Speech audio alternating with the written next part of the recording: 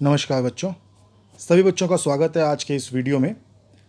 जैसा कि आपको खबर मिली गई होगी, न्यूज़ मिली गई होगी, एक ऐसी न्यूज़ जिसका बहुत टाइम से इंतज़ार कर रहे थे कि 9th और 11th क्लास के दिल्ली सरकार के सरकारी स्कूल में पढ़ने वाले बच्चों के जो एग्ज़ाम हैं वो कब होंगे, उनका रिज़ल्ट कब आएगा। इस न्यूज़ का इंतज़ार हम सभी लोग बहुत टाइम से कर रहे थे। तो न्यूज़ आ गई है। दिल्ली सरकार ने 9th के 11th के 9वीं और 11वीं के जो एग्ज़ाम हैं वो कैंसिल कर दिए हैं और अब आपका बहुत ही जल्द रिज़ल्ट आएगा। उस रिज़ल्ट के बेसिस पे आप अपनी अगली क्लास में जाएंगे। तो जो आज न्यूज़ आई है वो ये है कि अब आपके जो फाइनल पेपर हैं वो नहीं होंगे और मार्च के महीने में जो आपके फाइनल पेपर हुए थे उन्हीं पेपरों को आपके फाइनल पेपर कंसीडर कर दिया जाएगा, उन्हीं पेपरों को समझा जाएगा कि वो आपके फाइनल पेपर थे। ठीक है। और दूसरी चीज़ उन्होंने कहा कि the result will be declared on the performance of student in the examination as per promotion policy. उन स्कूलों के लिए जिनके पेपर हुए हैं, कई स्कूल ऐसे भी थे, प्राइवेट स्कूल और नॉन प्राइवेट स्कूल, जिनके पेपर हो गए हैं तो उनका तो अलग है, उनका तो बिल्कुल पेपर हुआ जिस तरीके से उसका रिजल्ट आएगा।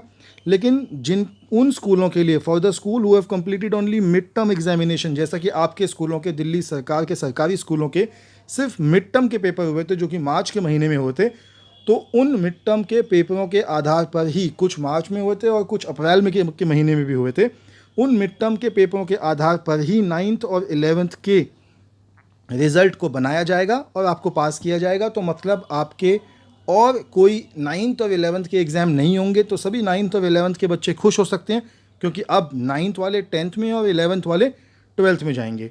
Annual examination of class 9th and 11th stand cancelled for the academic session 2021। Paper cancel हो चुके हैं। For students who have appeared in midterm examination, the marks obtained in each one of 5 main subject will be considered out of maximum marks in theory। तो जो आपने मार्च के महीने में paper दिए थे, उस पेपर में आपके जो नंबर आए थे, अप्रैल के महीने में भी कुछ बच्चों के पेपर हुए थे, तो जो नंबर आपके आए थे उन्हीं नंबरों को आपके फाइनल नंबर माना जाएगा और उन्हीं नंबरों के आधार पर आपको पास कर दिया जाएगा।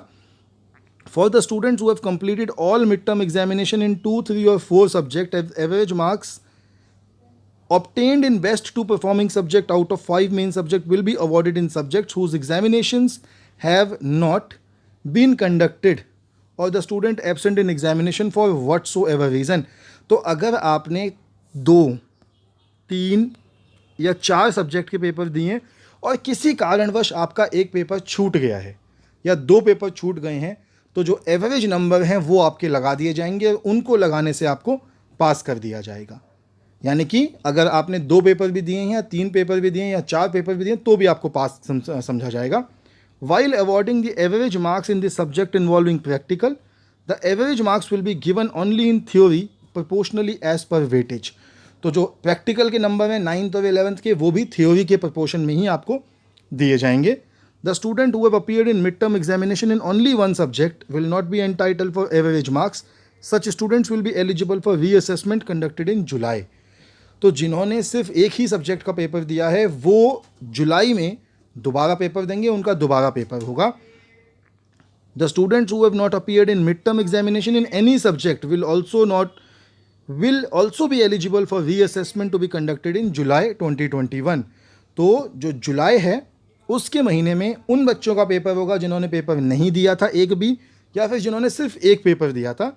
The result will be declared based on the performance of students in the examination and average marks as per the promotion policy। तो जो जुलाई में जो आपका पेपर होगा उसमें जो आपके एवरेज नंबर आएंगे उसके बेसिस पे आपको पास कंसीडर किया जाएगा। ठीक है। और भी वो बच्चे भी, if a student does not secure qualifying marks including the internal assessment project practical and grace marks in the subject as per promotion policy, she shall be eligible for reassessment to be conducted in July for the promotion to the next class।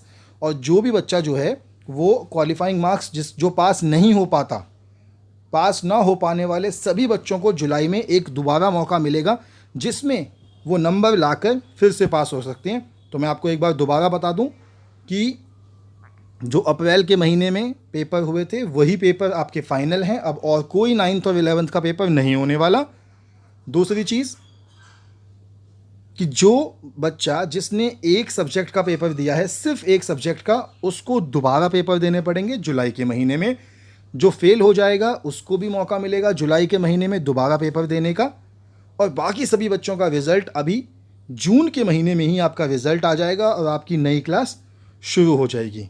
तो बच्चों मुबारक हो सभी को जो पास हो गए, और जो नहीं हुए वो भी तैयारी कर लो, क्योंकि जुलाई के महीने में आपके पेपर होंगे और उनके आधार पर आपको पास किया जाएगा। तब तक के लिए stay healthy and stay safe.